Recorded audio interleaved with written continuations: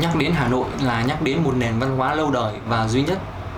Hà Nội nổi tiếng với nhiều địa danh lịch sử, phổ biến với khách du lịch khi ghé thăm Hà Nội có thể kể đến như Văn Miếu, Lăng Chủ tịch, Chùa Trấn Quốc và phố cổ. Đặc biệt thì khách du lịch rất ấn tượng với phố cổ.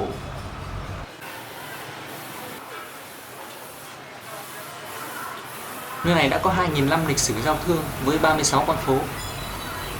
Nhịp sống nơi đây rất tất bật.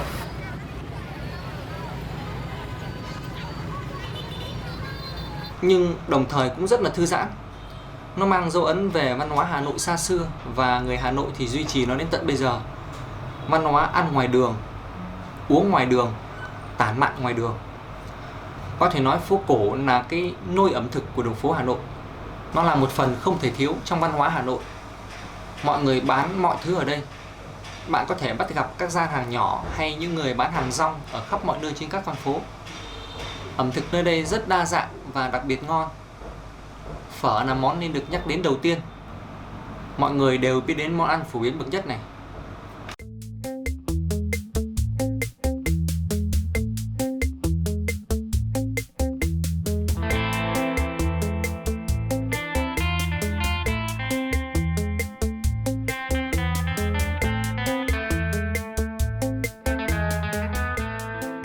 Thương hiệu phở Dướng nhà tớ bắt có từ những năm 30, cái thời chống Pháp.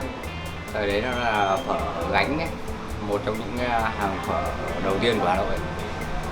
Cách thức chế biến thì không khác gì so với cái phở truyền thống của nhà tớ cả. Vẫn giữ cái hương vị đặc trưng như ngày xưa thôi. Thịt bò thì nhà tớ phải nhập những cái loại thịt bò loại một, để nhập từ gốc, từ nò mổ. Còn hành cũng thế, buổi sáng hành nhà tớ khi nhân viên xuống nhặt hành là hành thì phải chọn hành rất là tươi. Bánh phở thì phải cũng lấy mình đặt riêng bánh phở, thì bánh phở nó phải đảm bảo cái tiêu chí nó phải mềm, dẻo mà là sợi phở nó không bị đứt.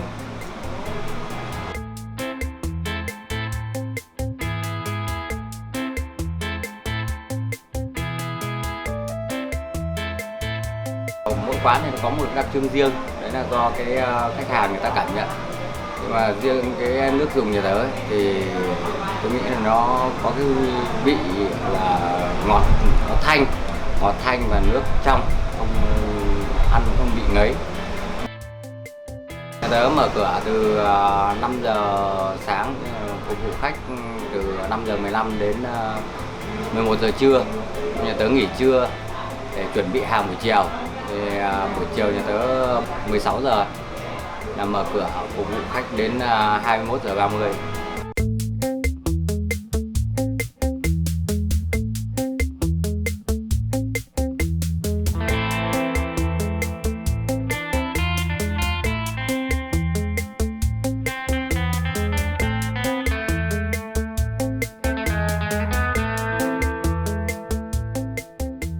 Nhà tớ thì nói chung là thường nó không thống kê bao nhiêu bát, nhưng mà ngày này nó cũng tầm 500-600 bát. Thường thì vào những ngày cuối tuần thì đông khách hơn những ngày thường.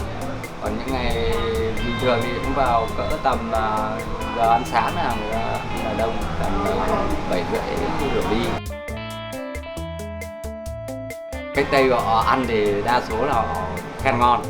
Nói chung là phở tớ nó rất hợp với khẩu vị của người Tây, nhất là những người châu Á như người Hàn Quốc và người Nhật Bản.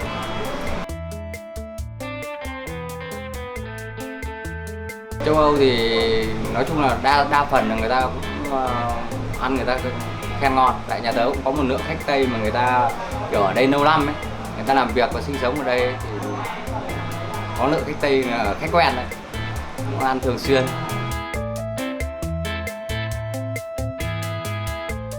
I've had pho in California before, but it's not like this. This is so good. Thought everything was delicious. It was so beautiful when he brought it with the meat on the top, and then you mix the lime was perfect, and then the sauce to make it a little bit spicy. It was really good. The condiments are perfect. You only need a little bit to make it perfect. So they were perfect. So, according to you, is phở considered one of the quintessential Hanoi cuisine? Yes, absolutely. Everyone should come to Hanoi and try pho. Absolutely. Yes.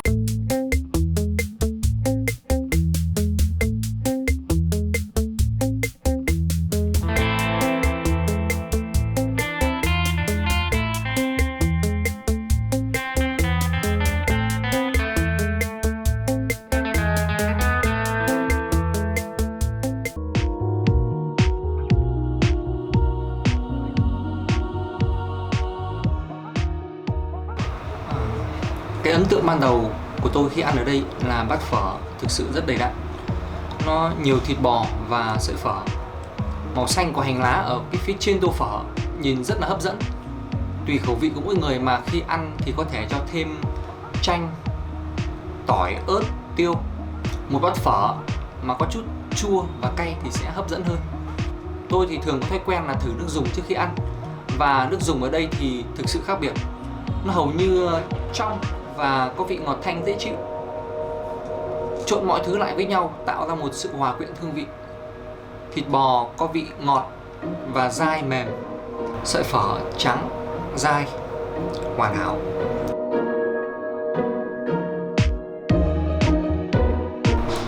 Ở đây ngoài anh Tú là chủ quán thì có 5 nhân viên phục vụ. Các anh chàng này thì rất dễ thương và hoạt bát. Cho dù lượng khách ra vô rất đông thì họ vẫn phục vụ rất tốt. Các thực khách rất hiếm khi phải phàn nàn vì đợi đồ ăn của họ.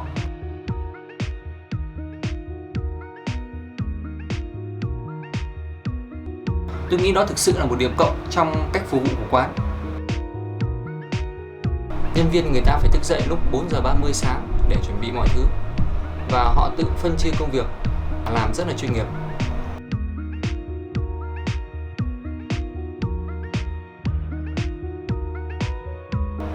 Thịt bò được lấy trực tiếp từ lò mổ để đảm bảo độ tươi.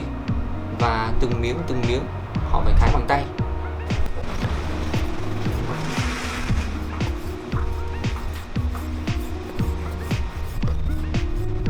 Thịt nạm gầu được cho vô một cái máy cắt lát đẩy tay. Rõ ràng là tiện hơn rất là nhiều so với thái bằng tay.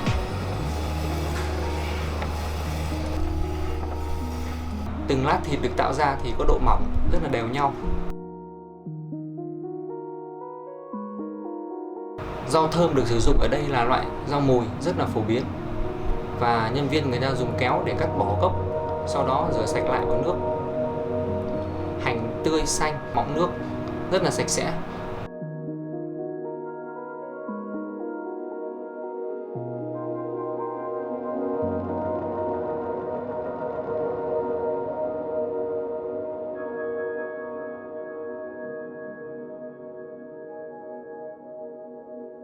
Nhà tớ là hiện giờ đang là có 3 cơ sở, chứ không phải riêng gì cơ sở. Nhà tớ muốn mở nhưng mà hiện giờ nhân lực chưa đủ. Tại nhà tớ không phải là không muốn truyền cho ai mà sợ không đảm bảo được cái chất lượng bát phở của nhà tớ. Cơ sở đầu tiên là tớ đang quản lý ở đây là ở 24B ngõ Trung Yên. Còn cơ sở thứ hai là số 1 của ngõ 26 Nguyên Hồng. Cơ sở 3 là 36B phố Mai Hạc Đế. Bây giờ phở ở Hà Nội thì có rất nhiều. Các quán này mọc lên như nấm đấy. Nhưng mà nói chung là tìm được một quán phở mà truyền thống ấy thì hơi khó. Là phở ở các nơi, các phía Nam cũng có nhiều phở lắm. Nhưng đúng là ăn được bát phở ngon cứ phải về Hà Nội thì mới có bát phở ngon, đúng như kiểu nhà văn Thạch Nam người ta viết từ lâu rồi đấy. Phở từ đâu cũng có nhưng mà chỉ có Hà Nội mới là phở ngon.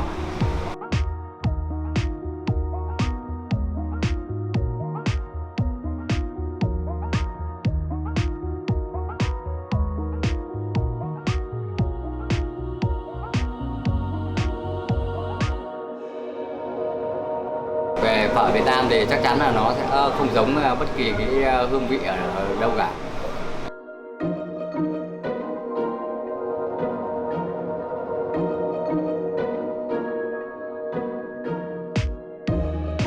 Còn người Tây họ gọi cái phở của mình noodle soup. Ở đây thì chúng tớ thường kết hợp các loại thịt bò với nhau, làm từ thịt tái kết hợp với chín, hoặc tái kết hợp với lại gầu hoặc gầu nạm, có cả món thịt dừ hoặc sốt vang gì đấy.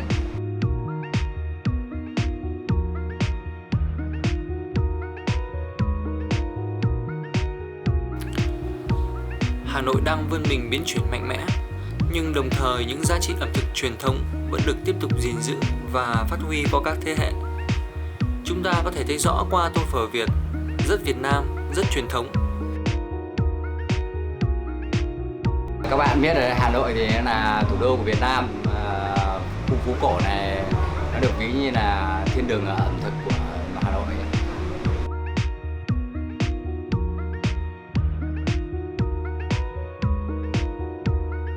Theo tớ thì tớ cũng mong rằng những người mà làm về ẩm thực ấy mà thì luôn làm hết cái tâm huyết của mình để duy trì cái nét văn hóa ẩm thực riêng của Hà Nội cũng như của Việt Nam trên toàn thế giới.